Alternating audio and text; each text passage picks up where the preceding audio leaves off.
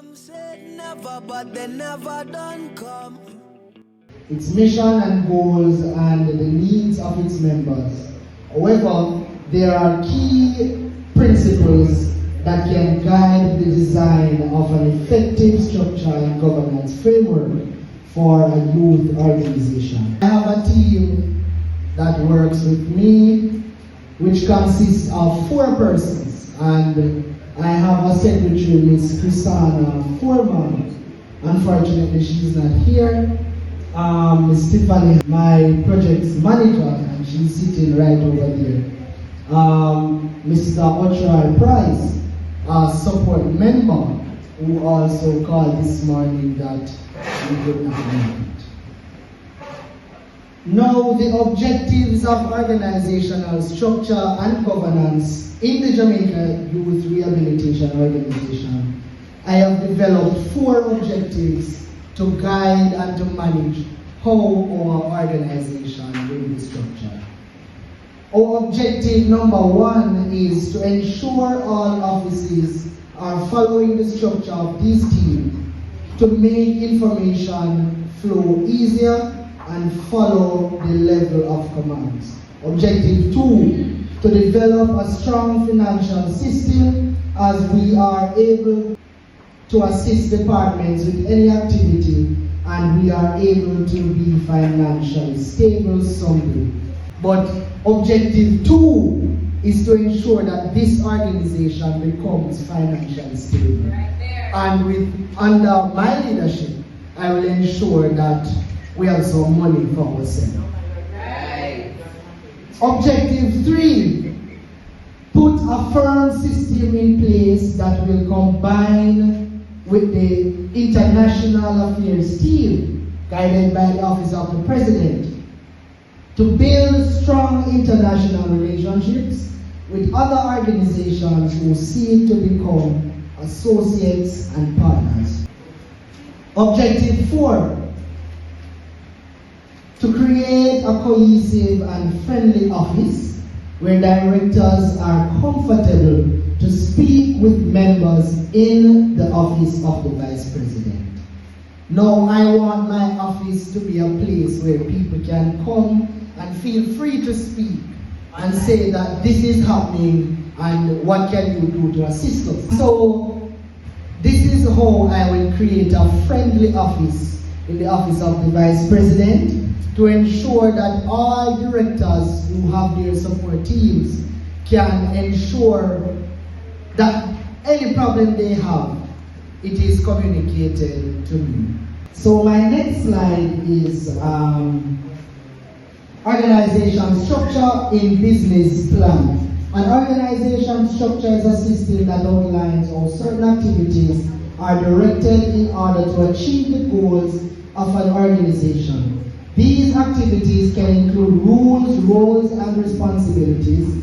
The organizational structure also determines how information flows between levels within the organization. It encompasses the hierarchy of authority, the allocation of responsibilities, and the relationship between different parts of the organization.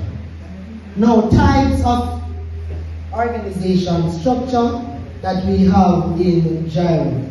So we have functional structure, where this type of structure groups employees, and what we do with that information is to group these persons and put them in the departments to ensure that the skills that they have, they are in that department. So all who did type media on the application form, they are now in media and communications. Those who put public speaking, they are either in HR or they are either in the Office of the President, right? And we go like that. Divisional structure. In this type of structure, the organization is divided into self-contained units or divisions, each with its own functional areas and resources. Now, divisional structure in the organization, all directors are divisions within the organization. Because you have director of social media, director of termination and recruitment, and all of that. Those are divisions within the organization. So that is how the divisional structure and functional structure operates in the organization. Now, governance in gyro, on the other hand, refers to the processes and structures through which an organization is directed and controlled. It involves establishing policies and procedures, defining decision-making processes, and ensuring accountability and transparency. Effective governance is essential to ensure that an organization operates in an ethical and responsible manner, and that it achieves its goal while managing risk and complying with legal and regulatory requirements. Governance structures can include a board of directors, executive management team, committees, and other decision-making bodies. These structures are responsible for setting the strategic direction of the organization, overseeing its operations, managing risk, and ensuring compliance with relevant law and regulation. Framework of effectiveness. It is important to establish a clear mission and vision for the organization, which should guide all decisions making and activities. This should be communicated clearly to all members, stakeholders, and partners of the organization. Youth organizations may need to establish additional policies and procedures to ensure the safety and well-being of their members, particularly if they work with vulnerable populations. This may include policies relating to child protection, health, and safety and risk management. Finally, effective communication and engagement with members and stakeholders is critical to the success of a youth organization. This may involve establishing regular meetings, providing opportunity for feedback and input, and ensuring that all members are aware of the organization involvement. Now, I will ensure, coming from my office again, that in collaboration with the Director of Social Media and Communication and the GenSec, the organization will have a way of communicating effectively.